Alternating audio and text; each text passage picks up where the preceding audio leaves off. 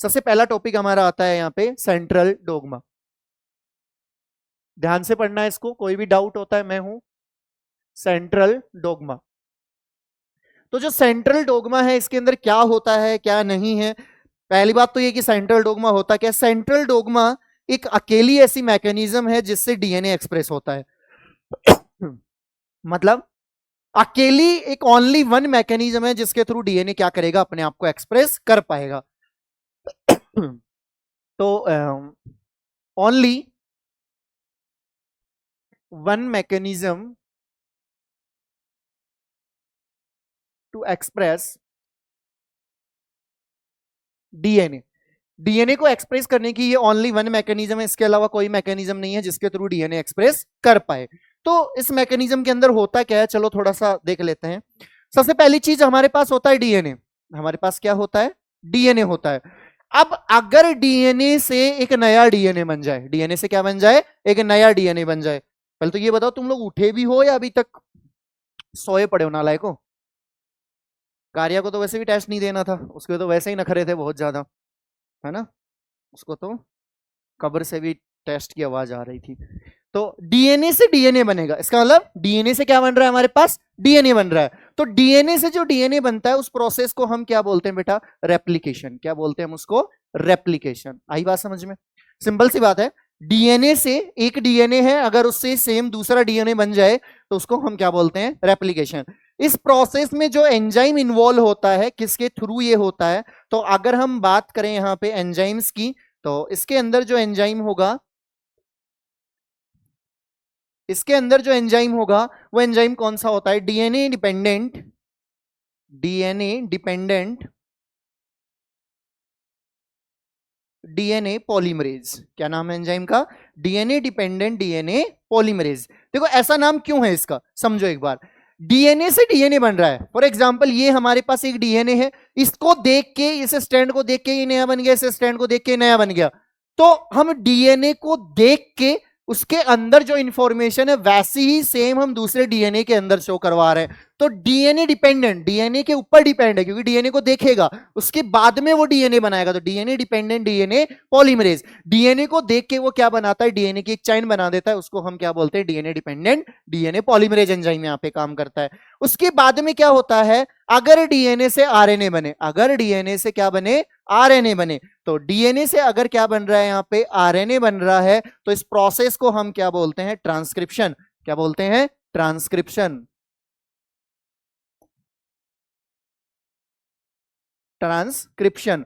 तो डीएनए से क्या बन जाए, आरएनए बन जाए, तो इस प्रोसेस को हम क्या बोलेंगे, ट्रांसक्रिप्शन। देखो अभी हमने क्या किया, डीएनए को देख के डीएनए बनाया, तो हमने क्या बोल दिया, डीएनए डिपेंडेंट डीएनए पॉलीमरेज। अब हम क्या कर रहे हैं, डीएनए को देख के आरएनए बना रहे हैं, तो क्या बोलेंगे एंजाइम को, सवास DNA dependent RNA polymerase. Dependent किसके ऊपर है, डीएनए के ऊपर, बट बना क्या रहे, आरएनए। तो एंजाइम का नाम क्या हो जाएगा, डीएनए डिपेंडेंट आरएनए पॉलीमरेज। तो यहां पे एंजाइम का नाम क्या हो जाएगा, DNA dependent, DNA dependent RNA polymerase हो जाएगा इसका नाम। ठीक है, आई बात समझ में। तो डीएनए से डीएनए बनेगा, उस प्रोसेस को बोलेंगे रेप्लिकेशन। एंजाइम कौन सा काम आएगा, डीएनए डिपेंडेंट डीएनए पॉलीमरेज। फिर उसके बाद में ट्रांसक्रिप्शन की प्रोसेस होगी, इसमें डीएनए से क्या बनेगा, आरएनए बनेगा, उसको हम क्या बोलेंगे, डीएनए डिपेंडेंट आरएनए पॉलीमरेज हम उसको बोल देते हैं। उसके बाद में जो ये आरएनए है, आरएनए के अंदर एक प्रोसेस होगी और क्या बनेगा, प्रोटीन। आरएनए के अंदर प्रोसेस होगी, क्या बनेगा, प्रोटीन। अब प्रोटीन बनने की जो प्रोसेस है उसको हम क्या बोलते हैं, ट्रांसलेशन। क्या बोलते हैं, ट्रांसलेशन। तो यहां पे कौन सी प्रोसेस होगी, ट्रांसलेशन। ठीक है, कौन सी प्रोसेस हो जाएगी यहाँ पे, ट्रांसलेशन। और आपको पता ही है कि प्रोटीन कौन बनाता है, तो प्रोटीन कौन बनाता है हमारे पास, राइबोसोम। कौन बनाता है, प्रोटीन राइबोसोम बनाता है। इतनी बात समझ में आई। डीएनए से डीएनए बनेगा, उस प्रोसेस को बोलेंगे रेप्लिकेशन। डीएनए से आरएनए बनेगा, उस प्रोसेस को बोलेंगे ट्रांसक्रिप्शन। आरएनए से अगर प्रोटीन बन रहा है, उस प्रोसेस को हम क्या बोलेंगे, ट्रांसलेशन बोलेंगे, सिंपल। उसके बाद में पहले तो हम ये लिख लेते हैं कि ये वाली जो प्रोसेस है वो किसने दी, तो जो सेंट्रल डोगमा है वो कौन एक्सप्लेन करता है, बाई क्रिक। कौन एक्सप्लेन करता है, क्रिक ने एक्सप्लेन किया था। जैसे वाटसन और क्रिक था, वही क्रिक है। तो क्रिक ये सेंट्रल डोगमा ही प्रोसेस एक्सप्लेन करता है। उसके बाद में देखो आरएनए से डीएनए बन सकती है, बहुत सारे ऐसे वायरस हैं जिनके पास RNA as a genetic material होता है। क्या होता है उनके पास? RNA as a genetic material होता है। अगर उनको हमारी बॉडी के अंदर एंटर करना है तो हमारी बॉडी में क्या है? सेल्स में डीएनए है, तो उनका आरएनए एंटर नहीं कर पाएगा, तो क्या करेगा वो? उस आरएनए को हमारी बॉडी में लाके पहले डीएनए बनाता है। अगर उसके आरएनए को हमारी बॉडी में एक्सप्रेस होना है तो क्या करना पड़ेगा? पहले उसके आरएनए को डीएनए बनाना पड़ेगा, फिर वो डीएनए इस प्रोसेस के थ्रू एक्सप्रेस करेगा। तो यहां पे उल्टा क्या हो रहा है? डीएनए से क्या है? आरएनए से क्या बन रहा है? डीएनए। तो जो सीधी प्रोसेस चल रही थी उसको क्या बोल रहे हैं? ट्रांसक्रिप्शन। इसको क्या बोल देंगे? Reverse transcription. क्या बोलेंगे? Reverse transcription. आई बात समझ में? क्या बोलेंगे इसको? Reverse transcription. क्योंकि ट्रांसक्रिप्शन तो सीधा हो रहा है, ये उल्टी प्रोसेस हो रही, तो क्या बोल देंगे हम इसको? Reverse transcription. शाबाश, समझ में आया?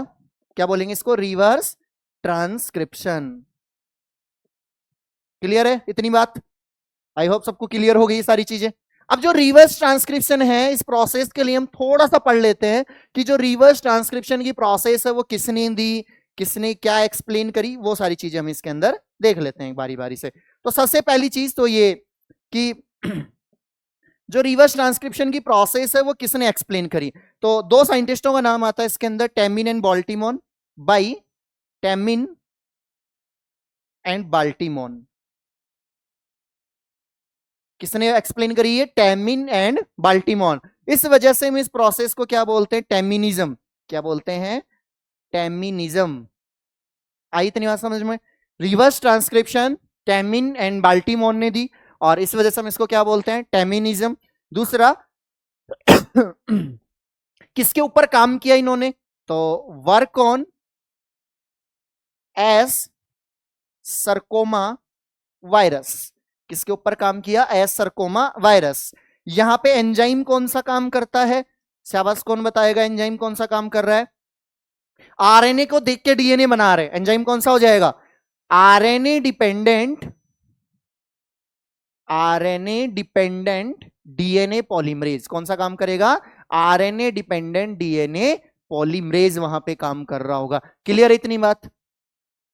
अकेला एक एंजाइम है जो डीएनए पॉलीमरेज है, जो आरएनए डिपेंडेंट होता है। बाकी यूनिवर्स में जितने भी एंजाइम हैं वो सारे कैसे होते हैं? डीएनए डिपेंडेंट डीएनए पॉलीमरेज होते हैं। बाकी एक अकेला ये एंजाइम है जो आरएनए डिपेंडेंट डीएनए पॉलीमरेज होता है। ये वाली स्लाइड सबको क्लियर है? क्या बोलना चाह रहा हूं इस स्लाइड के अंदर में? एक अकेली मैकेनिज्म है, हम डीएनए से प्रोटीन नहीं बना सकते हैं, हमें डीएनए से पहले डीएनए आरएनए उसके बाद में प्रोटीन बनाना पड़ेगा, इसके अलावा हमारे पास कोई प्रोसेस नहीं है। तो डीएनए से डीएनए बनाना रेप्लिकेशन, डीएनए से आरएनए बनाना ट्रांसक्रिप्शन, आरएनए से प्रोटीन बनाना ट्रांसलेशन, और अगर आरएनए से वापस डीएनए बन रहा है तो क्या बोलेंगे? Reverse transcription. किसने दी? टेमिन एंड बाल्टीमोन ने। ओके, क्या बोलते हैं इसको? टेमिनिज्म। वर्क किस पे किया? एस सरकोमा वायरस पे। एंजाइम कौन सा है? RNA dependent DNA polymerase. और अगर हम वायरस का नाम भी लिखना चाहें तो हम वायरस का नाम भी लिख सकते हैं, रिवर्स ट्रांसक्रिप्टेज। क्या नाम है उसका? Reverse transcriptase. क्लियर है इतनी बात? क्या नाम है एंजाइम का? Reverse transcriptase. क्लियर है? लिखो इसको। इसके बाद में एक एक प्रोसेस हम पढ़ेंगे, हमारे चैप्टर में सारी प्रोसेस ही है। डीएनए से डीएनए बन रहा है, डीएनए से आरएनए बन रहा है, सारी प्रोसेस हमें 1 by 1 पढ़नी है यहाँ पे। तो ठीक है, स्टार्ट करते हैं। पहली प्रोसेस है हमारे पास डीएनए रेप्लिकेशन। सबसे पहली प्रोसेस कौन सी आती है? DNA replication. नेक्स्ट प्रोसेस है हमारे पास, पहली प्रोसेस है इस चैप्टर की, इसका नाम क्या है? DNA replication. क्या नाम है इसका? DNA replication.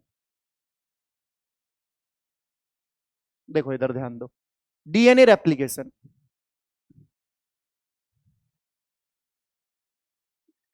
DNA replication. अब डीएनए रेप्लिकेशन जो हो रहा है वो सिंपल वर्डों में हमें समझना है। डीएनए रेप्लिकेशन होता क्या है? ध्यान दो यार। ये हमारे पास एक डीएनए है। क्या है हमारे पास? एक डीएनए है हमारे पास, ठीक है? ये एक डीएनए है हमारे पास। मैं इसको आइडेंटिफाई करने के लिए कुछ लिख देता हूं कि यहाँ पे एडिनिन है तो यहाँ पे थाइमीन है, यहाँ पे ग्वानिन है तो साइटोसिन है, यहाँ पे साइटोसिन है तो ग्वानिन है। ये आइडेंटिफिकेशन के लिए कुछ भी हो सकता है यहाँ पे। तो ये हमारे पास एक डीएनए है। और आपको पता होगा कि अगर हम किसी चीज से कुछ बनाते हैं, जैसे हम माइटोसिस करते हैं, मियोसिस करते हैं, एक सेल से हम बनाएंगे, तो अगर एक सेल से हम माइटोसिस मियोसिस करें तो उसको क्या बोलते हैं? Parent cell. जो से बनेगा उसको क्या बोलते हैं? Daughter cell. तो ये हमारे पास कौन सा है डीएनए? पेरेंट डीएनए है। तो ये वाला भी पेरेंट है, पेरेंट स्ट्रैंड, और ये वाला भी कौन सा है? Parent strand. ठीक है, बात इतनी क्लियर है? इतनी बात क्लियर है सबको? ये भी पेरेंट स्ट्रैंड है, ये भी पेरेंट, डबल हेलिकल डीएनए है। तो सबसे पहली प्रोसेस सिंपल सा सोचो यार, क्या हो सकती है? क्या हो सकती है? अगर हमें डीएनए रेप्लिकेशन करना है तो हमें डीएनए को ओपन करना पड़ेगा। अगर हमें डीएनए रेप्लिकेशन करना है तो हमें क्या करना पड़ेगा? डीएनए को ओपन करना पड़ेगा। कर देते हैं भाई साहब। मैंने, याद हो तो, प्रोसेस लिखवाई थी। डीएनए जो ओपन होता है उस प्रोसेस को हम क्या बोलते हैं? क्या बोलते हैं हम उस प्रोसेस को? Unwinding of DNA. पढ़ा था? क्या बोलेंगे इसको? अनवाइंडिंग ऑफ डीएनए, या हम इसको क्या बोलते हैं? अनजिपिंग। क्या बोलेंगे इसको? Unzipping of DNA. Unwinding of DNA, या हम क्या बोल देंगे? Unzipping of DNA. या सिंपल सा सिंपल मैं क्या लिखूं? Open of DNA. सिंपल से सिंपल हम क्या लिख सकते हैं? डीएनए क्या हो रहा है? ओपन हो रहा है। तो ठीक है, कर देते हैं ओपन डीएनए को। तो ये हो गया हमारे पास डीएनए सिंगल स्टैंडर्ड। ये हो गया हमारे पास सिंगल स्टैंडर्ड। क्लियर? यहां पे क्या आ जाएगा शाबाश? एडेनिन। यहां पे क्या आ जाएगा? थाइमीन। यहां पे आ जाएगा गुआनिन, यहां साइटोसिन, यहां साइटोसिन, यहां गुआनिन। ये क्या हो गया? Single stand. अब मैं इसको डिनोट कर दूं पी से, P for parent, P for parent. ठीक है। उसके बाद में क्या होता है? यहाँ पे सेकंड प्रोसेस होती है, ये हमारे पास पहली प्रोसेस है डीएनए रेप्लिकेशन की। सेकंड जो प्रोसेस आती है उस प्रोसेस का नाम है formation of new chain of DNA. क्या फॉर्म करते हैं हम? डीएनए की नई चेन का फॉर्मेशन करते हैं। तो ठीक है भाई, कर देते हैं। एक हमारे पास ये डीएनए था, ठीक है, ये वाला स्ट्रैंड इधर आ गया। एक हमारे पास ये वाला डीएनए था, ठीक है। अब इसके ऊपर नई चेन आएगी, वो इसको देख के आएगी, इसको देख के आएगी, तो नई चेन हमारे पास इस तरीके से आ जाएगी। नई चेन हमारे पास इस तरीके से आ जाएगी। तो यहां पे क्या था? एडिनिन। यहां पे इसमें थाइमिन ही आएगा। यहां पे था छोटा बन गया, ठीक है, ग्वानिन। यहां पे साइटोसिन ही आएगा, और यहां पे साइटोसिन था तो यहां ग्वानिन आएगा। तो एडिनिन, सॉरी, यहां पे क्या होगा? इसमें थाइमिन था तो यहां पे एडिनिन आ जाएगा। यहां पे साइटोसिन था तो यहां ग्वानिन आ जाएगा, और यहां ग्वानिन था तो यहां साइटोसिन आ जाएगा। क्लियर है कि नहीं? अरे बोलो। Formation of new chain of DNA, नई चैन बन गई। अब इसमें लिख देते हैं हम। देखो, ये वाली कौन सी थी? पेरेंट। ये वाली कौन सी थी? पेरेंट। अब ये वाली जो बनी वो कौन सी है? न्यू चैन। तो ये कौन सी है? New strand. ये कौन सा है? New strand. तो हमारे पास दो टाइप के डीएनए बन गए। एक से कितने डीएनए बन गए? दो डीएनए बन गए। अब आप बोले सर ये कैसे हुआ? तो कैसे हुआ भाई? एक पेरेंट है, एक नया स्ट्रैंड है, एक पेरेंट एक नया स्ट्रैंड है। देखो होता क्या है, अगर हम कोई डोर को ओपन करेंगे और उसके साथ साथ दूसरा डीएनए बनाते जाएंगे, तो इसके साथ साथ दूसरा बन जाएगा, इसके साथ साथ दूसरा बन जाएगा, तो हमारे पास दो डीएनए आ गए। अब देखो, अगर हम क्या करें, नए स्ट्रैंड को अलग करके फिर जोड़े, पेरेंट पेरेंट को अलग करके फिर जोड़े, पहली बात तो ये मैं करेंगे क्यों? मेरे को बताओ, इस डीएनए और इस डीएनए में क्या डिफरेंस है? कोई डिफरेंस नहीं है।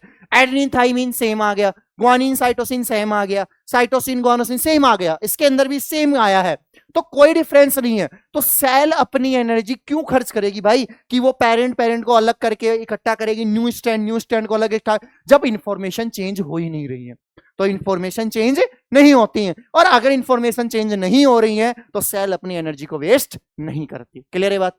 उसके बाद में डीएनए रेप्लिकेशन में किसका आइडिया था, किसने दिया, वो सारी चीजें हम देख लेते हैं। तो डीएनए रेप्लिकेशन का जो आइडिया था वो किसका था? जिसने आपकी जिंदगी बर्बाद की, उसका नाम क्या है? क्रिक। क्या नाम है उसका? क्रिक।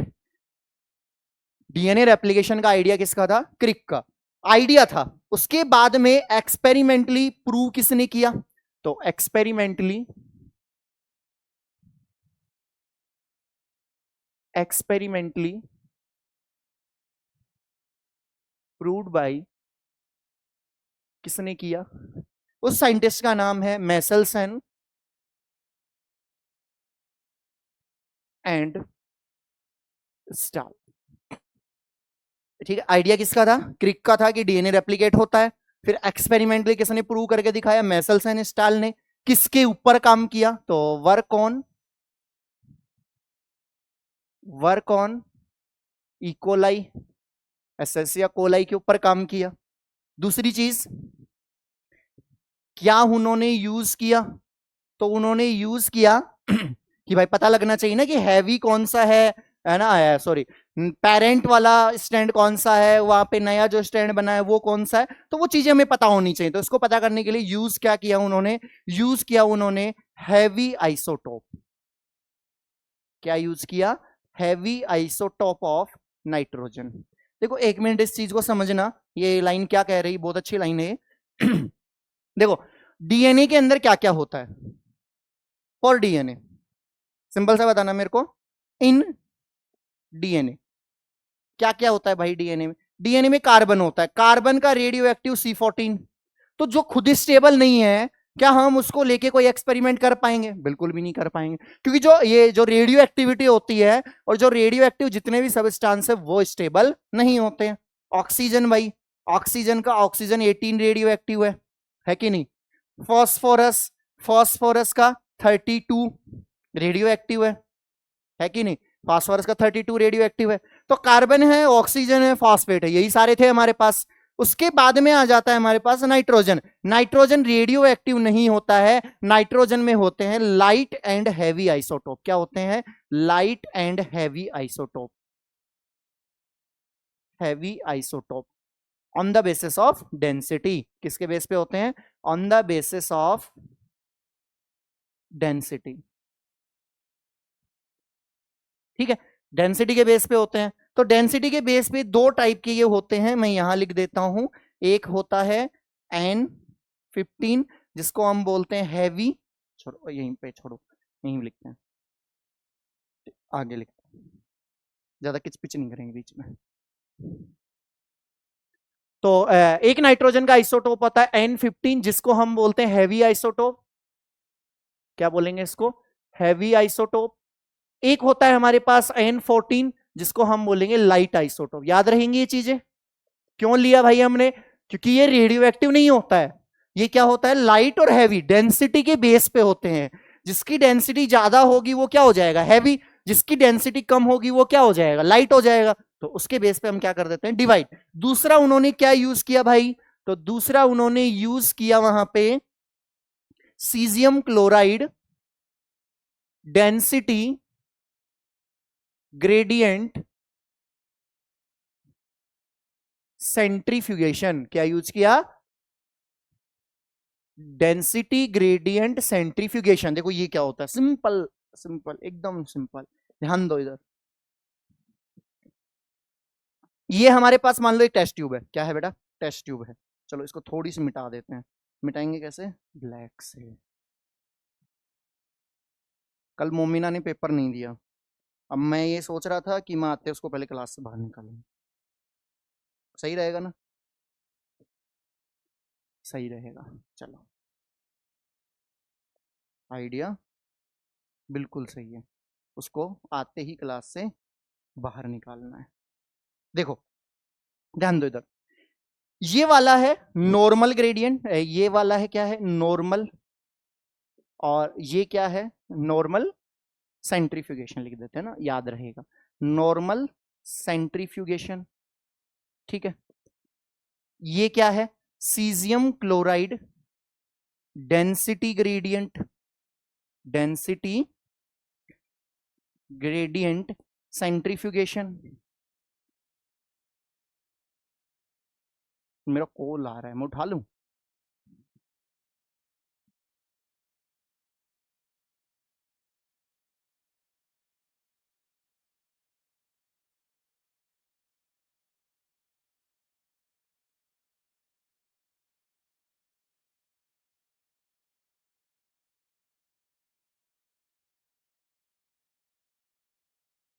तो नॉर्मल सेंट्रीफ्यूगेशन, इनको 12th के पेपर में डाउट है, ठीक है, बाद में बताएंगे उनका डाउट, पहले हम पढ़ेंगे।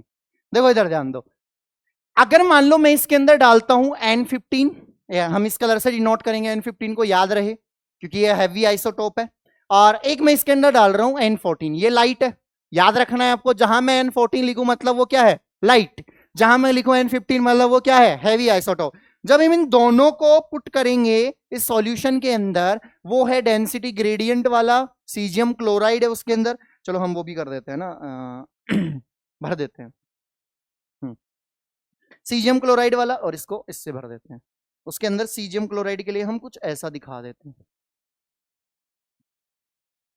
ठीक है, तो वो सीजियम क्लोराइड वाला है, ये नॉर्मल वाला है।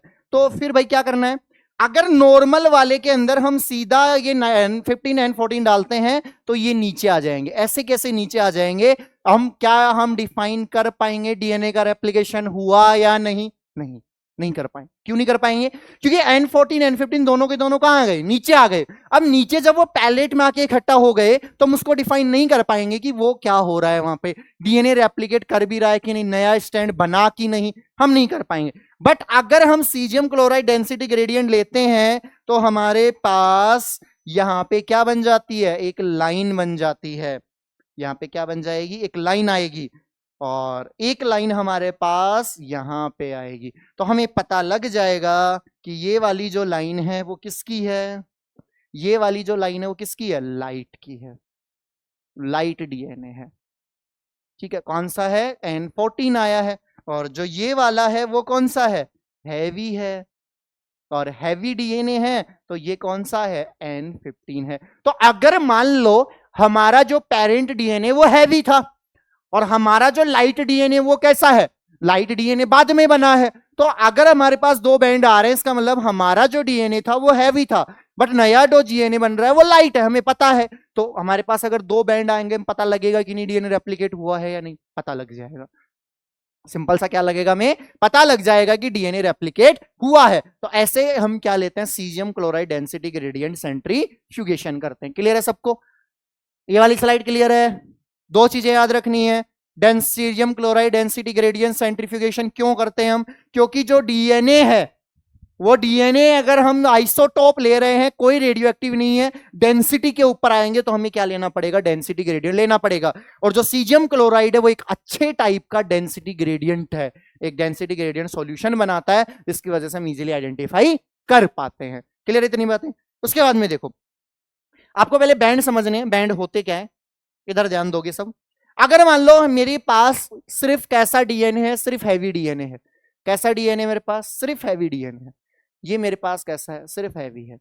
कौन सा डीएनए है, देखो इसका जो एक स्ट्रैंड है ये भी कैसा है, N15 वाला, ये भी कैसा है, N15 वाला, तो कौन सा डीएनए हो गया, ये हैवी डीएनए। कौन सा है, ये हैवी डीएनए है।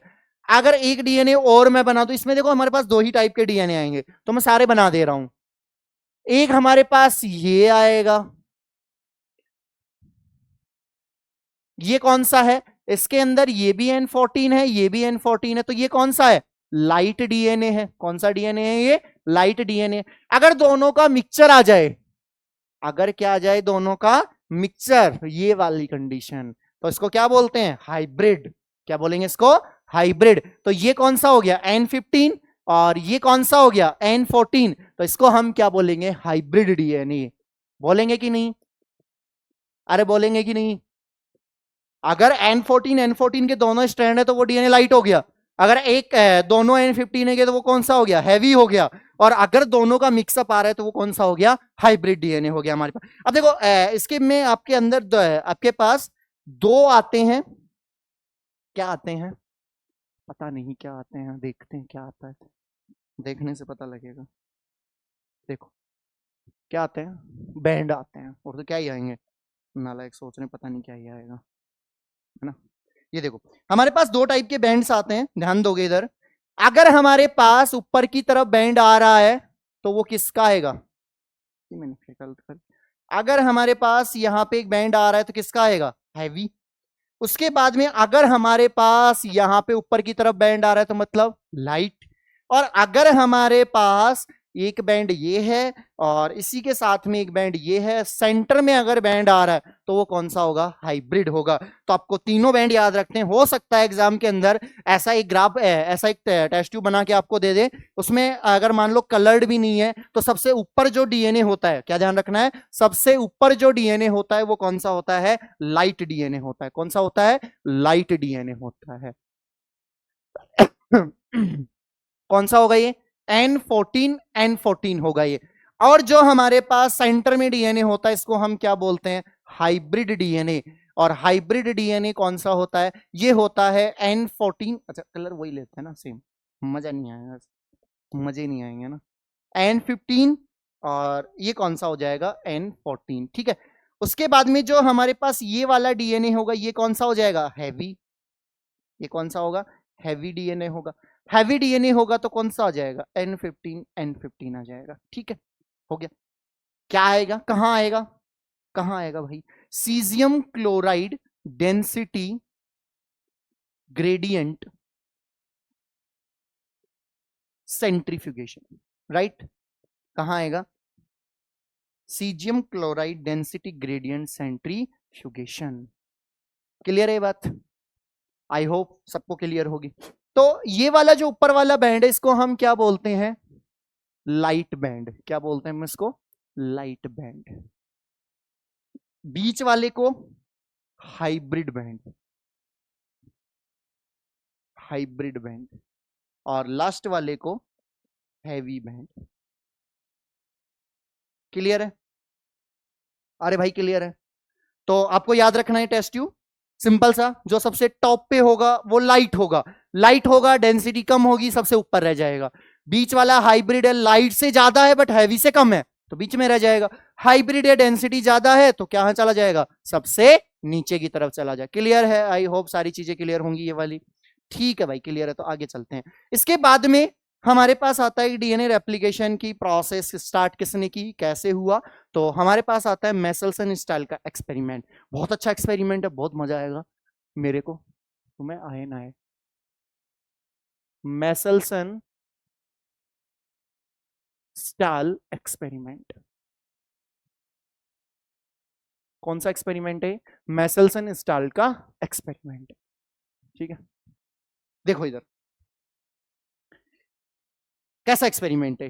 पहली चीज, सबसे फर्स्ट उसने क्या किया? अच्छा हम ये टॉपिक है ना इधर ही डाल लें तो कैसा रहेगा? नहीं छोड़ दो, इधर ही ठीक है। मेसल्सन स्टाइल का एक्सपेरिमेंट, देखो ध्यान से समझना एक्सपेरिमेंट बेटा हमारे पास क्या है क्या नहीं है। देखो इधर ध्यान दो, एक हम ले लेते हैं ये हो गया एक कल्चर मीडियम। क्या है ये? Culture medium. कल्चर मीडियम, ठीक है। ये जो कल्चर मीडियम है इसके अंदर ये कल्चर है, कहां गया भाई? ये कल्चर है कुछ, ठीक है। इसके अंदर हमने रखा हमारा एक इकोलाई। क्या रखा हमने? एक इकोलाई रखा। ये इस टाइप का, ये तो नहीं दिख रहा ना, है हम लाइट रख देते हैं, ठीक है ना, इससे पहचान जाओगे लाइट वाला है। तो इसके अंदर हमने डीएनए रखा और वो कौन सा है?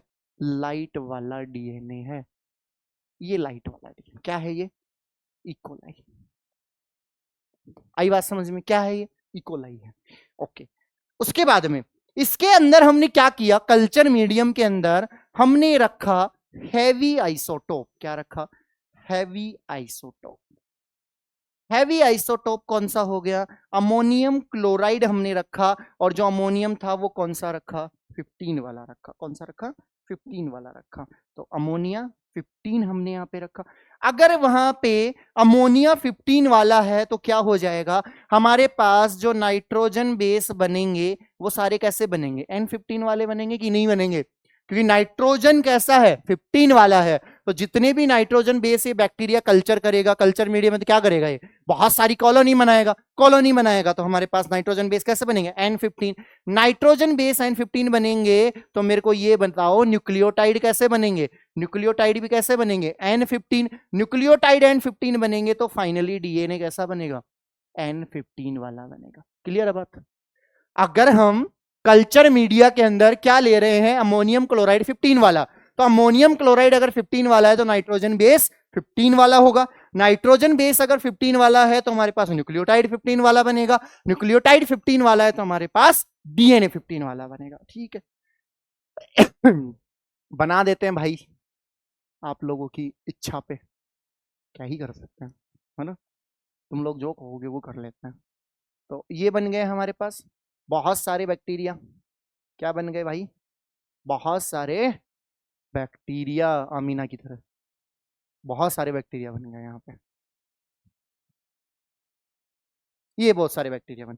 अब इस बैक्टीरिया के अंदर हम ये एक्सपेक्ट कर सकते हैं, अगर हमने एक बैक्टीरिया लिया था उससे 1000 बैक्टीरिया बन गए, और रैंडम अगर हमको एक बैक्टीरिया को सेलेक्ट करेंगे तो हम ये अज्यूम कर सकते हैं हमारे पास जो डीएनए बनेगा वो N15 वाला हो। भाई एक के पास ये था तो ज्यादातर के पास कौन सा बनेगा? यही वाला बन रहा होगा।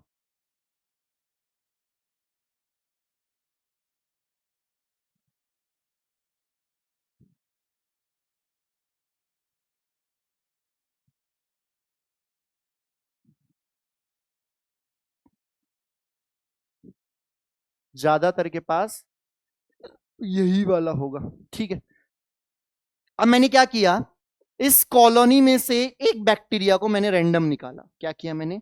इस कॉलोनी में से एक बैक्टीरिया को रैंडम निकाला। पहले मैंने दूसरा कल्चर मीडियम बनाया,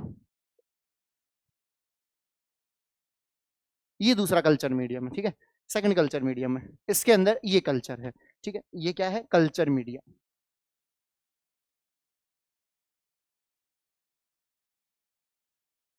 क्या है ये? कल्चर मीडियम है।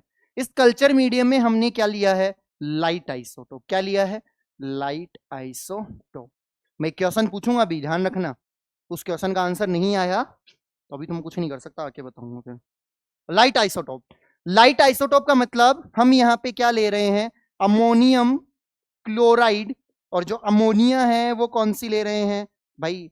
14 वाली ले रहे हैं। लाइट में 14 होगा, तो अमोनियम क्लोराइड 14 वाली ले रहे हैं, तो nitrogen base N14, nitrogen base N14 तो न्यूक्लियोटाइड N14, न्यूक्लियोटाइड N14 तो डीएनए N14, डीएनए कैसा हो जाएगा?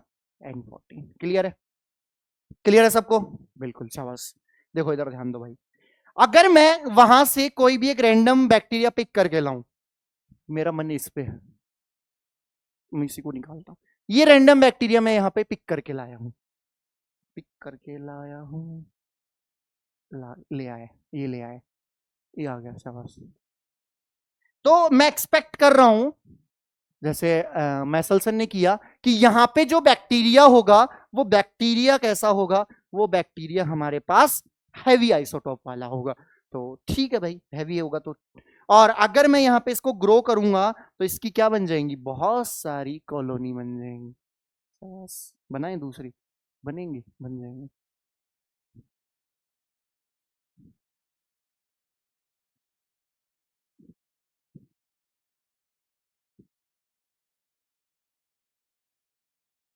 क्या बन जाएंगी? बहुत सारी कॉलोनी बन जाएंगी। ठीक है, यहाँ पे हमने किया क्या किया, जो लिख देते हैं, ये हमने किया, ये क्या था? ये था, हमने इसको ग्रो किया, ग्रो ऑन लाइट आइसोटोप। किसके ऊपर ग्रो करवाया? लाइट आइसोटोप के ऊपर। कौन सा था? अमोनियम क्लोराइड 14 वाला। ठीक, इसके ऊपर हमने इसको ग्रो करवाया, तो ये कंडीशन हमारे पास आ गई। देखो ध्यान दोगे एक बार, अगर मान लो यहां से जो बैक्टीरिया आया उसके अंदर ये कंडीशन है, ठीक है, ये वाला बैक्टीरिया है, कौन सा? इसको हम मान लेते हैं पेरेंट। क्या मान लेते हैं? पेरेंट, या सिंपल सा छोड़ो ना, पेरेंट तो आपको पता ही है। ये क्या है? N15, N15 है। अब अगर ये बैक्टीरिया ग्रो कर रहा है किसके ऊपर? देखो आपको सिंपल सा ध्यान रखना है कि नया जो स्ट्रैंड बनेगा वो किस बेस पे बनेगा? जो कल्चर मीडिया में होगा। कल्चर मीडिया में अगर हैवी है तो नया डीएनए हैवी बनेगा, कल्चर मीडिया में अगर लाइट आइसोटोप है तो नया बनने वाला डीएनए लाइट। सिंपल सा याद रखना है, कोई कंफ्यूजन नहीं रखना है कि अगर कल्चर मीडिया में लाइट आइसोटोप हमने रखा है, पहले कैसा भी हो नया डीएनए लाइट बनेगा। अगर कल्चर मीडिया में हैवी आइसोटोप है तो कुछ याद नहीं रखना है, नया डीएनए हैवी बनेगा। तो ध्यान दो, ये हमारे पास पहली प्रोसेस अनवाइंडिंग ऑफ डीएनए। ये क्या है N15, ये क्या है N15, नया बनने वाला कैसा बन जाएगा N14, क्या बन जाएगा N14। क्लियर है इतनी बात? अरे भाई क्लियर है कि नहीं, समझ में आई बात? नया बनने वाला डीएनए डिपेंड करेगा कि कल्चर मीडिया में क्या है। चाहे लिख लेना कि नया डीएनए डिपेंड करता है कि वहां पे कल्चर मीडिया में क्या है। अगर लाइट है तो लाइट बनेगा, अगर हैवी है तो हैवी बनेगा, दैट्स इट। ठीक है, समझ में आए? उसके बाद में नेक्स्ट हम चलते हैं, इसका एक इसी को आगे कंटिन्यू करते हैं। देखो अब इस एक्सपेरिमेंट को मैं कंक्लूड करता हूं थोड़ा सा, देखो कैसे कंक्लूड करते हैं। इधर आओ, सोलिया के बहुत अच्छे नंबर आए ना, 705 बिना चीटिंग के, बहुत मजा आ गया। N15, ठीक है, मैं इस डीएनए को ग्रो करवा रहा हूं किसके ऊपर, किसके ऊपर करवाया था, लाइट आइसोटोप पे। किसके ऊपर करवा रहा हूं, लाइट आइसोटोप पे। तो लाइट आइसोटोप क्या आ जाएगा, अमोनियम क्लोराइड, और वो कौन सा है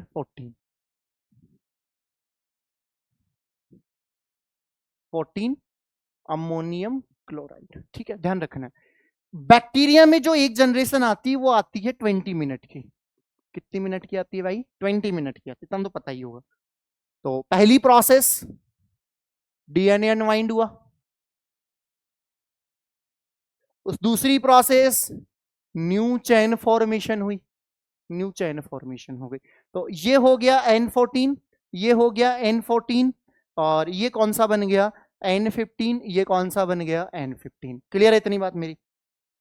अरे भाई क्लियर है इतनी बात मेरी? ठीक है भाई क्लियर है, तो आगे चलते हैं। अब देखो नया जो स्टैंड बना किस बेस पे बना, कल्चर मीडिया में क्या था। अब नेक्स्ट अगर हम एक्सपेरिमेंट करवाएंगे तो नेक्स्ट एक्सपेरिमेंट के अंदर हमारे पास क्या आ जाएगा, फिर से मैं क्या कर रहा हूं, ये हमारे पास कौन सी आई, फर्स्ट जनरेशन। कौन सी आई, फर्स्ट जनरेशन। एक बार ये समझ लो, उसके बाद आपको करना ही नहीं पड़ेगा। ये देखो यहां पे क्या था, टोटल डीएनए काउंट करो कितने, टोटल डीएनए, टोटल डीएनए कितने हैं, 2। अब इस 2 के अंदर N15 कितने हैं, 0। N14 कितने हैं, 0। सॉरी 2 है ना नालायकों। और N14 कितने हैं, 0। आपको ऐसे काउंट करते चलना। अब देखो पहले हमारे पास डीएनए कैसा था, हैवी। हैवी के अंदर जब लाइट आइसोटोप रखा तो क्या आएगा, हाइब्रिड, क्योंकि दोनों स्टैंड खुलेंगे, नया स्टैंड लाइट के अकॉर्डिंग बनेगा, तो 2 आ गए। थर्ड जनरेशन हम स्टार्ट कर देते हैं। थर्ड जनरेशन में फिर से क्या ले रहा हूं, लाइट आइसोटोप। फिर से मैं क्या ले रहा हूं, लाइट आइसोटोप। ठीक है, लाइट आइसोटोप, लाइट आइसोटोप क्या आ जाएगा, अमोनियम क्लोराइड। कौन सा लेंगे, 14 वाला। और ये फिर से 20 मिनट, 20 कितना हो गया, कितनी देर बाद आएगी, 40 मिनट।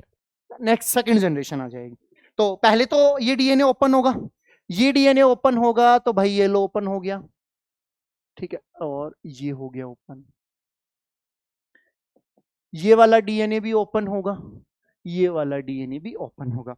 अब नया जो स्टैंड बनेगा आपको याद रखना है, नया स्टैंड बनेगा कि वहां पे क्या प्रेजेंट है। तो यहां पे क्या प्रेजेंट है, तो यहां पे लाइट आइसोटोप है, तो बना दो भाई लाइट आइसोटोप के अकॉर्डिंग। ठीक है, तो ये हमारे पास आया N14, ये हमारे पास आया N14, ये हमारे पास आया N14, ये हमारे पास आया N14, ये N14, ये N14, और हमारे पास हाइब्रिड ये N15, ये N15। तो टोटल डीएनए, शाबाश बताओ, टोटल डीएनए कितने हैं, 4। उसके अंदर से N14, पहले क्या लिखा था हमने, N15, N15, N15 कितने हैं भाई, काउंट करो, 0। अच्छा मेरे को ये बताओ, यहां पे N15 नहीं था, यहां भी नहीं बना, ये क्या मतलब हुआ, ये मतलब ये हुआ कि कल्चर मीडिया में हैवी आ ही नहीं रहा है, और जब तक कल्चर मीडिया में हैवी नहीं आएगा तब तक हैवी नहीं बनेगा। एक चीज, अगर मान लो आपको ग्रो करवा रहा है 3 जनरेशन तक, और आपको सिंपल सा बोल रहा है लाइट में ग्रो करना है, तो भूल जाओ हैवी आएगा। अगर आपको बोल रहा है हैवी में ग्रो करना है, भूल जाओ लाइट आएगा, क्योंकि कल्चर मीडिया कैसा है, हैवी, तो लाइट नहीं आ सकता। कल्चर मीडिया अगर लाइट है तो हैवी नहीं आ सकता, इसे नहीं आ रहा। N15 N14 कितने बने भाई, 2 ही रहेंगे, क्योंकि 2 ही थे, आगे जाएंगे 2 ही बनेंगे। नंबर किसका बढ़ेगा, N14 का नंबर कितना बढ़ गया, 2। क्या क्लियर, अरे क्लियर ये बात? अगर मैं बोलूं बिना डायग्राम के थर्ड जनरेशन निकाल के बताओ, तब देखते हैं क्या होता है। तो यहां पे मैं यूज कर रहा हूं लाइट आइसोटोप। लाइट आइसोटोप मतलब अमोनियम क्लोराइड 14 वाला, और नेक्स्ट कितनी हो जाएंगी 60 मिनट। अब ध्यान दो इधर, हमें डायरेक्ट काउंट करना है, हमें डायरेक्ट काउंट करना है। कैसे करना है? पहली बात तो ये कि टोटल डीएनए कितने होंगे आपको ये पता होना चाहिए। टोटल डीएनए कितने होंगे? टोटल डीएनए वहां पे 4 थे, तो 4 से डबल होके कितने हो जाएंगे 8। उसके अंदर N15 नहीं बनेंगे भाई, क्योंकि यहाँ पे आइसोटोप ही नहीं है, वो तो बनेंगे कहां से? उसके बाद N15 N14 हाइब्रिड कितने बनेंगे भाई? ये दोनों ओपन होंगे, ये दोनों ओपन होंगे, यह लग जाएगा, यह लग जाएगा, दोबारा से लाइट आएगा, 2 ही लाइट बनेंगे। तो बचे वो कितने बनेंगे? N14 कितने बनेंगे 6। तो आपको यही परसेंटेज पूछता है। अगर मैं इसके अंदर परसेंटेज निकालना चाहूं कि इसकी परसेंट कितनी होगी, 8 को 100% मानते हैं, 0/8 इंटू 100, सॉरी कितना हो गया 0। यहां पे कितना हो जाएगा 2/8, 8 में से 2 कितना बनेगा 25। और अगर 6 में से 8 बन रहा है, 8 में से 6 बन रहे तो कितना हो जाएगा 75%। आपको क्वेश्चन दिया जाता है, उसके अंदर आपको परसेंटेज ऑफ डीएनए पूछी जाती है। 8 में से 0 बन रहे हैं 0%, है ना, और 8 में से 2 बन रहे हैं 25%, 8 में 6 बन रहे हैं 75%। 100 लगा लेना अपने मन से, इतना तो कर ही सकते हो। या आया समझ में? कल्चर मीडिया में जो होगा नया स्ट्रैंड उसी कल्चर मीडिया के अकॉर्डिंग आएगा, दूसरे किसी भी मीडियम के अकॉर्डिंग कल्चर मीडियम नहीं आता है। क्लियर, सीधा सा क्लियर है पॉइंट। अब देखो एक क्वेश्चन है, an E coli cell with high DNA, मैं इसको छोटा कर देता हूं।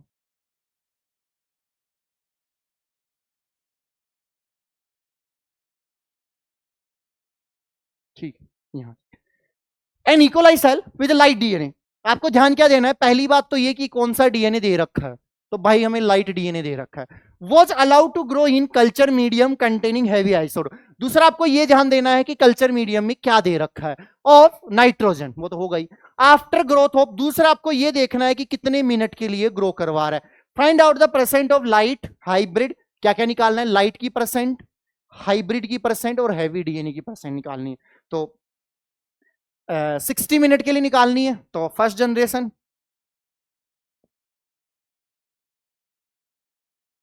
फर्स्ट जनरेशन के अंदर क्या हो जाएगा हमारे पास, टोटल डीएनए कितने होंगे, एक है तो 2 बन जाएंगे। और कैसा है ये, लाइट था, हैवी आइसोटोप पे ग्रो कर रहे हैं, तो सिंपल सा हमारे पास हाइब्रिड ही बनेंगे शुरू में। तो N15 जीरो होगा, N14 क्या हो जाएगा 2, और N14 कितना हो जाएगा 0। ठीक है, generation second, third 3 generation grow करवाना है। सेकंड जनरेशन, सेकंड जनरेशन में टोटल डीएनए 4, टोटल डीएनए कितने बनेंगे 4। तो हमारे पास जो N15 है वो कितना होगा, देखो ग्रो करवा रहा है हैवी आइसोटोप पे, तो हैवी आइसोटोप पे ग्रो करवा रहा है, तो ये N14 तो कितने होंगे 0 2, और N14 बनेगा नहीं क्योंकि N14 कल्चर मीडिया में है ही नहीं, तो 2 ये बन जाएंगे। उसके बाद में अगर हम बात करें third generation, third generation, third generation के अंदर क्या होगा, टोटल डीएनए, टोटल डीएनए कितने हो जाएंगे 4 से 8, 8 हो जाएंगे, तो हमारे पास N15 कितने बनेंगे 6, और N14 कितने बनेंगे 2, और N14 कितने बनेंगे 0। तो परसेंट निकाल लो भाई, सिंपल सी ये परसेंट हमारे पास। कॉल आ रहा है।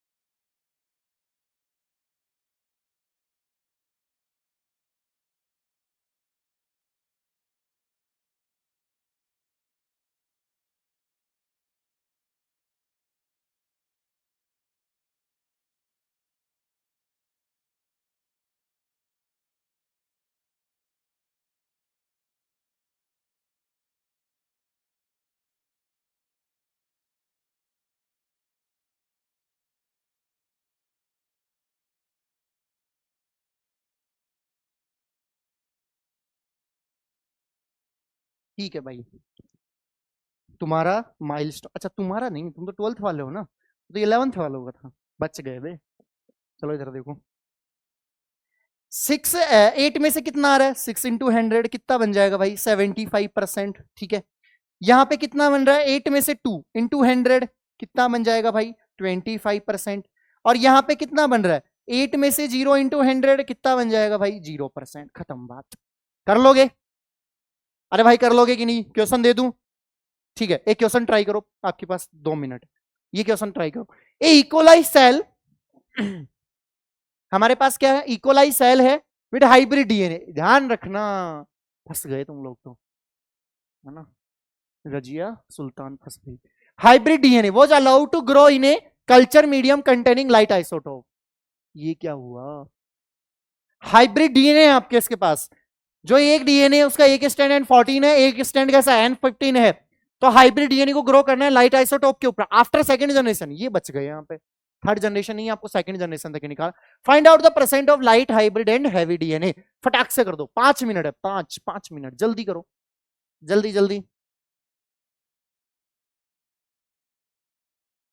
जल्दी से क्वेश्चन सोल्व कर दो भाई।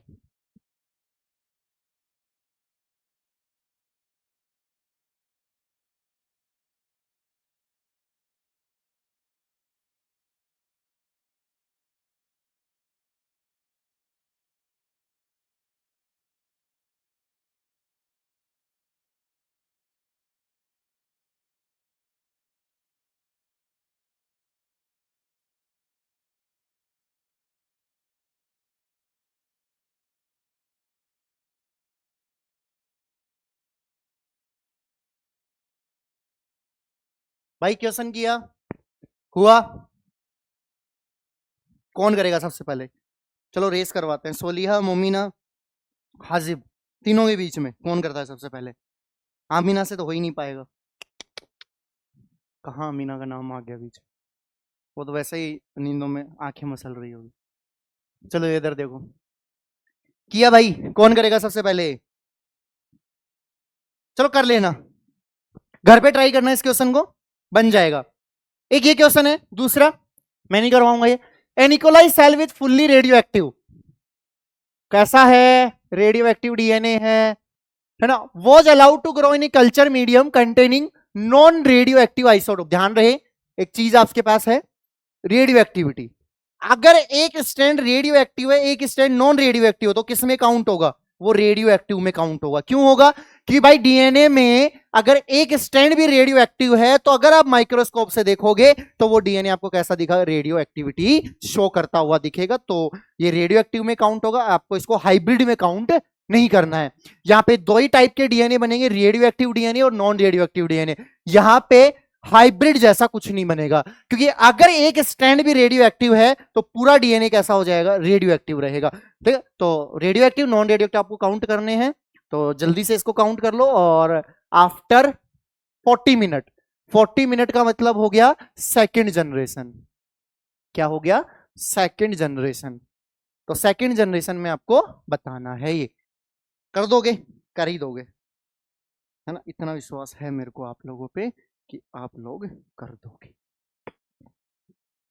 इसके बाद में आती है, ये कर लेना, दो क्वेश्चन हैं आपके पास, दोनों क्वेश्चन का सॉल्यूशन आप मेरे को कहीं भी दिखाना, बट ये दिखाना आप मेरे को, अगर इस वीडियो के नीचे अटैच करने का ऑप्शन है तो आप सॉल्व करके दोनों बाय डीएनए आप सॉल्व करना। अगर आपको समझ में नहीं आ रहा, आप सिंपल सा डीएनए बनाओ कि जनरेशन टू जनरेशन, समझ में नहीं आ रहा है हमें, आप डीएनए बनाओ जो दे रखा है, फिर अलग करो पहली जनरेशन दूसरी तीसरी, तो उसके अकॉर्डिंग आप बना के कर लेना। डीएनए बना के करो, वो पहले वाला जो क्वेश्चन मैंने सेम करवाया वो भी आपको एज ए प्रैक्टिस डीएनए बना के देखना है कि एक्चुअल में ऐसा बनता है कि नहीं बनता, तो आप करके देखना, और होगा आप लोगों से जरूर कर पाओगे, है ना, आप ही लोग कर पाओगे, मैं मोटिवेशन दे रहा हूं पहली बार। चलो आगे देखते हैं। इसके बाद में हमारे पास है mechanism of DNA replication, DNA replication, mechanism of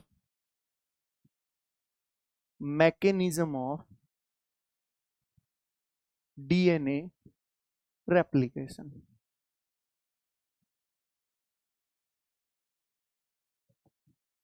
mechanism of DNA replication, तो जो डीएनए रेप्लिकेशन की मैकेनिज्म है वो कैसी प्रोसेस होती है। तो डीएनए मैकेनिज्म की जो प्रोसेस है इन यूकैरियोट्स कहां होती है भाई, in eukaryotic organism, in eukaryotic organism DNA replication take place in S phase. कहां होती है, एस फेज। ठीक है। In prokaryote, in prokaryotic organism, in prokaryotic organism DNA replication take place in just prior to fusion. पढ़ा था हमने, याद हो तो कुछ थोड़ा घना, just prior to fusion. Fusion होने से जस्ट पहले होती, पढ़ा था ना हमने बाइनरी फ्यूजन के अंदर, कि जैसे ही बाइनरी फ्यूजन होता है उसके जस्ट पहले हमारे पास क्या होता है, डीएनए रेप्लिकेशन हो जाता है।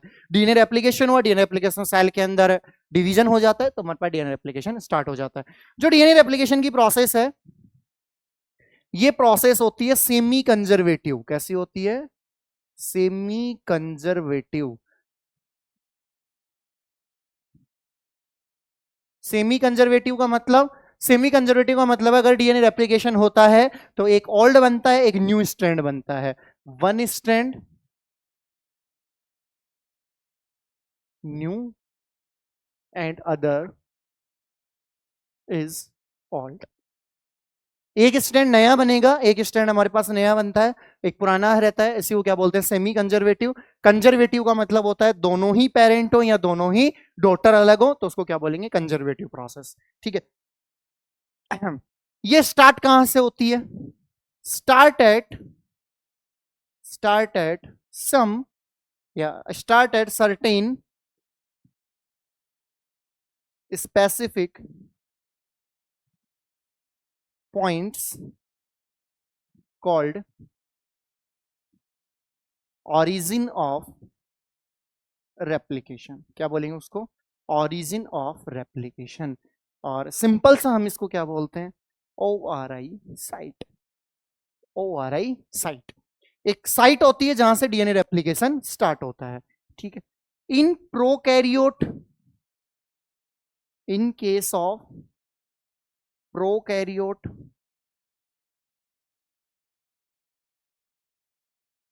One origin of replication, one ORI site.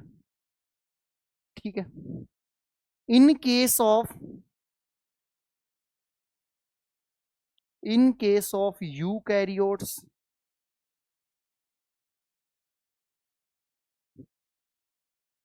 More than one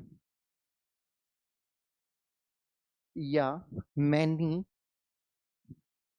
ORI site. ठीक है।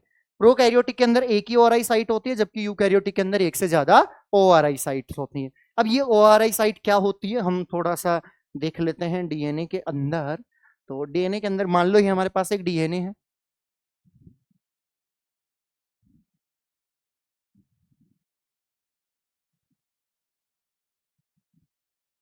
ठीक है।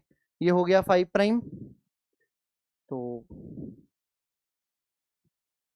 ये हो गया 3 प्राइम, तो ये हो गया 5 प्राइम, ये हो गया 3 प्राइम। ये इसके अंदर डबल बॉन्ड है, नाइट्रोजन बेस है।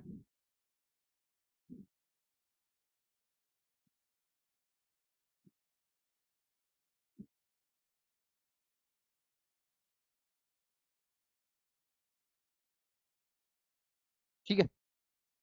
यहां पे एक साइट हम डिसाइड करते हैं जहां से हम रेप्लिकेशन करना है। मान लो मैंने माना मेरे अकॉर्डिंग, और मेरे अकॉर्डिंग चलूंगा मैं, तुम्हारे अकॉर्डिंग क्यों चलूं। देखो इधर, मैं ये मान रहा हूं कि ये ओआरआई साइट है, ये क्या है, ओआरआई साइट। यहां से रेप्लिकेशन करो, ये क्या है, ओआरआई साइट। तो रेप्लिकेशन इस तरफ भी होता है, रेप्लिकेशन इस तरफ भी होता है, तो हम इसको क्या बोलते हैं, by directional process.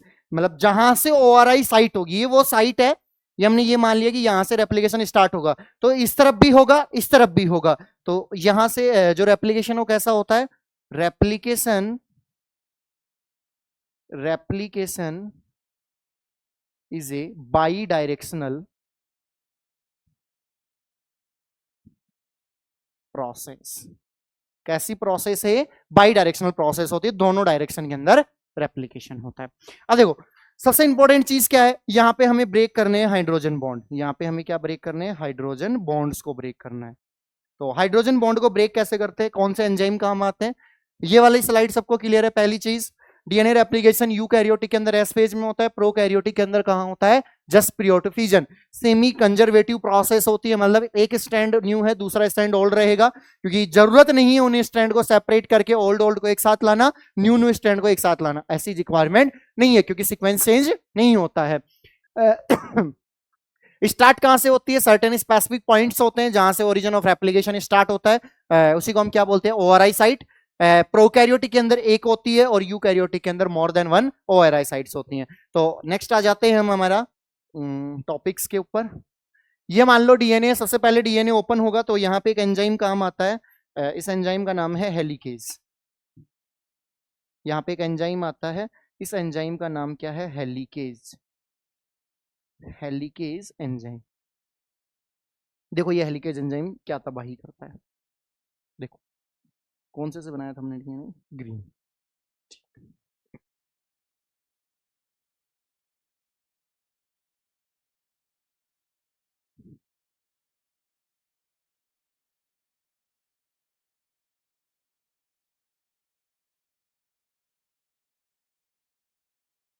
5 prime, 3 prime, ये 5 प्राइम, ये 3 प्राइम, ठीक है। मैं इसको नीचे ले आता हूं एक बार के लिए। देखो इसको हमने माना था ओरिजिन ऑफ रेप्लिकेशन, क्या माना था इसको, ओरिजिन ऑफ रेप्लिकेशन। तो ये वाली साइट क्या है, origin of replication, O R I site, ठीक है।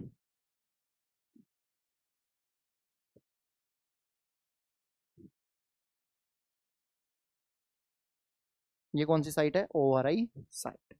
यहाँ पे दोनों साइड में प्रोसेस चल रही है, इस तरफ भी चलेगी, इस तरफ भी चलेगी। यहाँ पे एक एंजाइम हमने शो किया था जो इधर काम कर रहा है, इधर काम कर रहा है, दोनों डायरेक्शन के अंदर, ये इस तरफ काम कर रहा है, ये इस तरफ भी काम कर रहा है, और ये हो गए हमारे पास।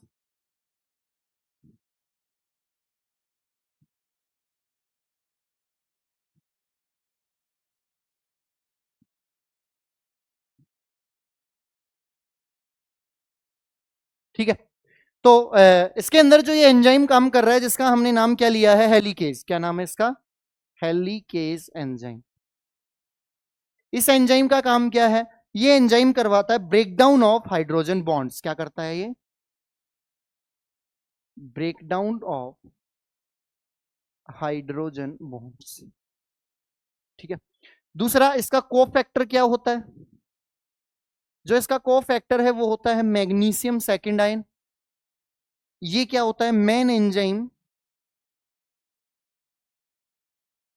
एंजाइम फॉर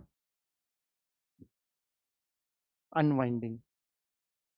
ये किसका एंजाइम है, अनवाइंडिंग, पहली प्रोसेस। चाहो तो हम टॉपिक भी रख देते हैं, पहला हमारी प्रोसेस कौन सी थी, अनवाइंडिंग, अनवाइंडिंग ऑफ डीएनए, ठीक है। देखो इधर ध्यान दो, अब देखो कोई भी डोर है, अगर हम उसको ऐसे खींचेंगे, तो ऐसे खींचेंगे और आगे से खींचने लगे तो पीछे से वापस से कोल्ड हो जाती है। जैसे वायर होता है ना, लाइट वाला वायर दो में होता है फॉर्म में, उसको आप डीएनए मान लो। अगर हम उस वायर को ऐसे खींचेंगे तो आगे की तरफ खींचते चलेंगे तो पीछे से वापस से बाइंड हो जाता है। तो हमें क्या जरूरत है, हमें कोई एक ऐसा एंजाइम बनाए जो इसको यहीं की यहीं सिंगल स्टैंडर्ड में पकड़ के रखे, जो क्या करके रखे, इसको सिंगल स्टैंडर्ड में इस तरीके से पकड़ के रखे। तो इस एंजाइम का नाम होता है एसएसबी प्रोटीन। क्या नाम है इसका, एसएसबी प्रोटीन। और ये क्या होता है, सिंगल स्टैंडर्ड, फुल फॉर्म क्या है, सिंगल स्ट्रैंडेड बाइंडिंग प्रोटीन। क्या नाम है इसका, सिंगल स्टैंडर्ड बाइंडिंग प्रोटीन। काम क्या है इसका, prevent prevent reformation of hydrogen bonds. ये क्या करता है, हाइड्रोजन बॉन्ड को वापस बनने से रोक देता है।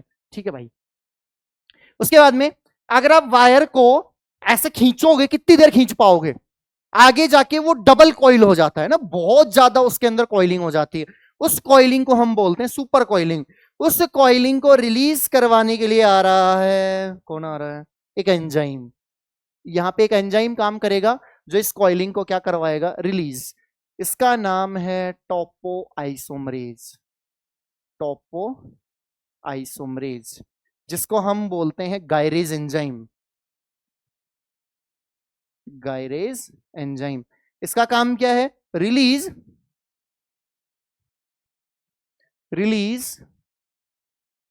Super coiling in DNA. DNA के अंदर जो सुपर कॉइलिंग होती है उसको रिलीज कौन करता है, टोपोआइसोमरेज, जिसका नाम क्या है, गायरेज एंजाइम। अब देखो ये कैसे रिलीज करता है। अगर मान लो वो जो डीएनए है जो हमने रखा है उसके अंदर क्या हो गई, सुपर कॉइलिंग हो गई, तो हम रिलीज कैसे करवाएंगे, तो हम डीएनए को कट कर देते हैं। कैसे होती है, पहले तो सुपर कॉइलिंग दिखा देता हूं मैं आपको।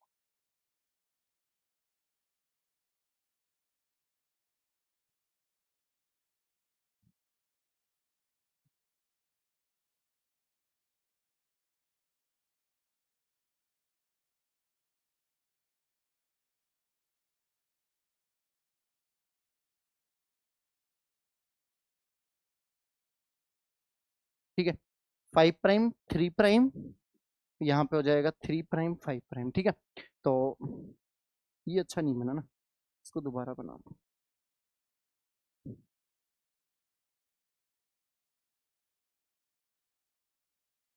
ये हो गई हमारे पास ओआरआई साइट।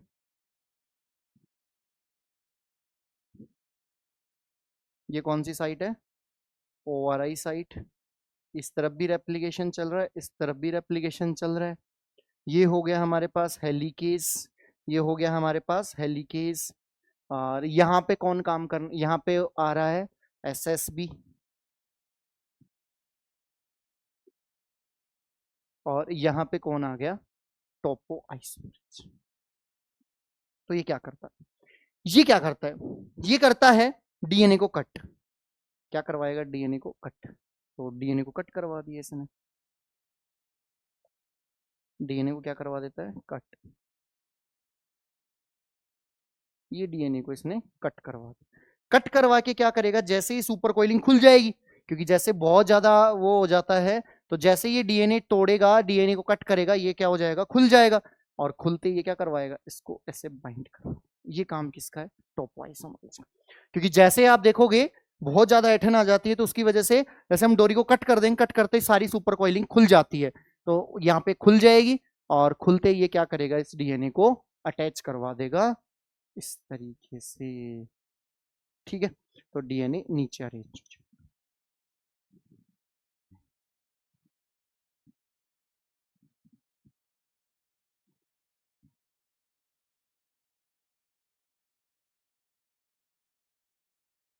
ये रिलीज करवा देता है सुपर कोइलिंग। तो इस तरीके से हमारे पास एंजाइम काम करते हैं। ये पहली प्रोसेस है, इसको हम क्या बोल रहे हैं, unwinding of DNA. Second process हमारे पास आती है formation of new chain. Second process कौन सी आती है, फॉर्मेशन ऑफ न्यू चेन। तो ठीक है, ये समझ में आया। हेलिकेज एंजाइम है, काम करेगा breakdown of hydrogen bonds, cofactor magnesium second ion. Main enzyme काम करेगा फॉर अनवाइंडिंग के लिए। और एसएसबी प्रोटीन है, या एंजाइम हम इसको बोल सकते हैं, सिंगल स्टैंडर्ड बाइंडिंग प्रोटीन है। ये प्रिवेंट करेगा रिफॉर्मेशन ऑफ हाइड्रोजन बॉन्ड्स। क्या करेगा, रिफॉर्मेशन ऑफ हाइड्रोजन बॉन्ड को प्रिवेंट करता है। टोपोआइसोमरेज जो रिलीज करेगा सुपर कॉइलिंग इन डीएनए। और ये कौन सी साइट होगी हमारे पास, ओआरआई साइट। दोनों डायरेक्शन में प्रोसेस होती है, इसलिए क्या बोल रहे हैं इसको, by directional process. Okay,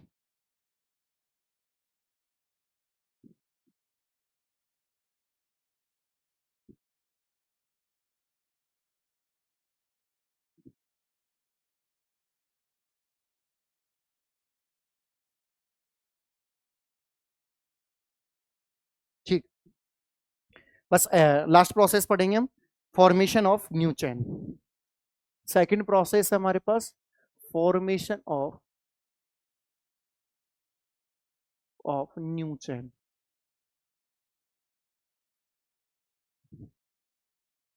formation of new chain. तो न्यू चेन जो फॉर्म होती है वो कैसी प्रोसेस है? ये होती है हमेशा 5 प्राइम से 3 प्राइम की तरफ, in 5 prime to 3 prime direction, always. Always कौन सी डायरेक्शन में होती है? 5 प्राइम टू 3 प्राइम। और कैसी प्रोसेस है? बाई डायरेक्शनल है, बाई डायरेक्शनल प्रोसेस होती है। यहां पे काम कौन सा करेगा एंजाइम? तो यहां पे एंजाइम काम करेगा DNA dependent, DNA dependent DNA polymerase. कौन सा काम करेगा? DNA dependent DNA polymerase. अब जो ये डीएनए डिपेंडेंट डीएनए पॉलीमरेज है डिफरेंट टाइप के होते हैं। तो इन प्रोकैरियोट, इन यूकैरियोट्स, तो देख लेते हैं। इन प्रोकैरियोटिक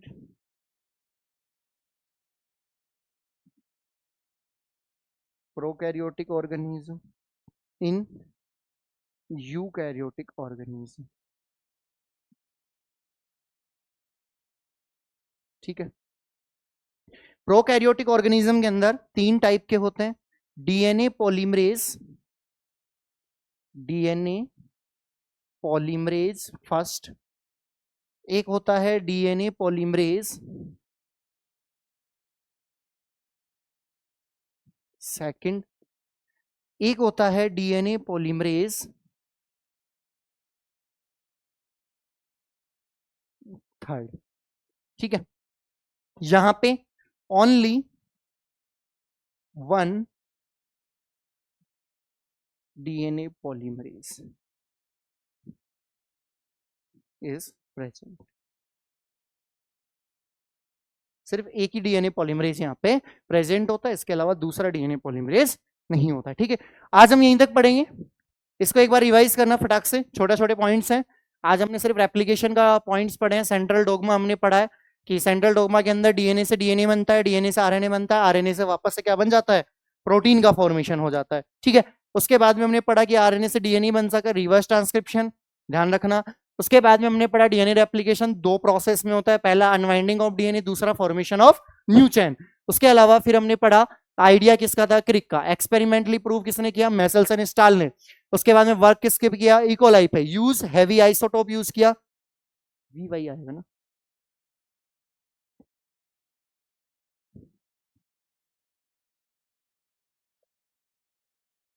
क्या यूज किया उन्होंने? हैवी आइसोटोप यूज किया नाइट्रोजन के, क्योंकि वहां पे बाकी के जो चारे हैं वो रेडियो एक्टिव होते हैं, तो रेडियो एक्टिव को यूज नहीं कर सकते हैं। तो यहाँ पे हैवी नीचे चला जाएगा, लाइट ऊपर आ जाएगा अकॉर्डिंग टू डेंसिटी। इसलिए हम क्या यूज करते हैं? Caesium chloride density gradient centrifugation. आपके पास 3 बैंड आते हैं। जो टॉप पे बैंड होगा वो लाइट डीएनए का होगा, जो मिडिल में होगा वो हाइब्रिड डीएनए का होगा, और जो लास्ट में होगा वो हैवी डीएनए का बैंड होता है। उसके बाद में मेसल्सन ने क्या किया? एक इकोलाई लिया, लाइट डीएनए का इकोलाई लिया। कैसा लिया? लाइट डीएनए, लाइट डीएनए का इकोलाई लिया, उसको ग्रो करवाया हैवी आइसोटोप पे। फिर उसके बाद में हैवी आइसोटोप बन गए बहुत सारे, फिर उसको क्या करवाया? नेक्स्ट जनरेशन में प्रोसीड करवाया। अच्छा, यहाँ पे आपके लिए क्वेश्चन है। क्वेश्चन आपके लिए ये है कि उसने लाइट क्यों यूज किया? Why use light firstly? ये आपके लिए क्वेश्चन है कि उसने लाइट क्यों यूज किया। वो डायरेक्ट हैवी भी तो यूज कर सकता था। ठीक है। वो डायरेक्ट हैवी यूज करके कंटिन्यू कर सकता था, होता है हैवी, है ना। डायरेक्ट हैवी को यूज करके पहले उसने लाइट लिया, फिर लाइट को हैवी बनाया, फिर हैवी को यूज। ये कौन सा मतलब हो गया? तो कैसे किया वो आप मेरे को बताना कमेंट में कि यहाँ पे लाइट ही उसने यूज क्यों लिया, हैवी उसने यूज क्यों नहीं लिया। ठीक है। फिर आप इस तरीके से प्रोसीड करवा सकते हो। आपके पास जो नया डीएनए होगा वो इसी बेस पे बनेगा कि आपके पास कल्चर मीडियम में क्या है। लाइट है तो लाइट बनेगा, हैवी है तो हैवी बनेगा। यूकैरियोटिक के अंदर एस फेज में, प्रोकैरियोटिक के अंदर जस्ट प्रियोर टू फ्यूजन। उसके बाद में सेमी कंजर्वेटिव प्रोसेस होती है, क्योंकि वहां पे एक डीएनए न्यू बनता है, एक डीएनए पुराना रहता है। ठीक है। और एक स्पेसिफिक पॉइंट से स्टार्ट हो जिसको हम बोलते हैं ओआरआई साइट। प्रोकैरियोटिक में एक होती है, यूकैरियोटिक के अंदर एक से ज्यादा। जो यहाँ पे हाइड्रोजन बॉन्ड को ब्रेक करेगा उस एंजाइम का नाम है हेलिकेज। और जो यहाँ पे सिंगल स्टैंडर्ड बाइंडिंग प्रोटीन जो सिंगल स्टैंड पे बाइंड होगा, इसको रीफॉर्मेशन होने से रोकता है। तो ये हो गया टोपोआइसोमरेज जो सुपर कोइलिंग को क्या करवा देता है? रिलीज। उसके बाद में है फॉर्मेशन ऑफ न्यू चेन में एक तो ये जो प्रोसेस होती है वो 5 प्राइम टू 3 प्राइम चलती है, कभी 3 टू 5 नहीं होती है। बाई डायरेक्शनल प्रोसेस होती है, enzyme DNA dependent DNA polymerase काम करेंगे। इन प्रोकैरियोटिक ऑर्गेनिज्म में फर्स्ट सेकंड थर्ड 3 टाइप के होते हैं, यूकैरियोटिक में एक ही टाइप का होता है जो सारे काम कर फिनिश कर देता है। ठीक है, जैसे कि मैं, अच्छा ठीक है, अपनी तारीफ नहीं करता हूँ। ये हो गया, नेक्स्ट क्लास में देखते हैं। बाकी आप सेफ रहिए, घर पे रहिए, आराम से पढ़िए, है ना। कोई भी डाउट हो उस क्वेश्चन का आंसर मेरे को जरूर कमेंट करना। बाकी जो भी डाउट हो हम आप मेरे को वो बता देना कमेंट में लिख के, होगा तो मैं वहीं बता दूंगा आपको कमेंट करके ही। बाकी अगर कुछ तो वो जो क्वेश्चन मैंने दिए दोनों, उसका सॉल्यूशन आप साथ में अटैच करना अगर ऑप्शन हो तो। बाकी जिस भी मीडियम से आप दिखाना चाहो मेरे को वो आंसर्स दिखा सकते हो। Okay, thank you.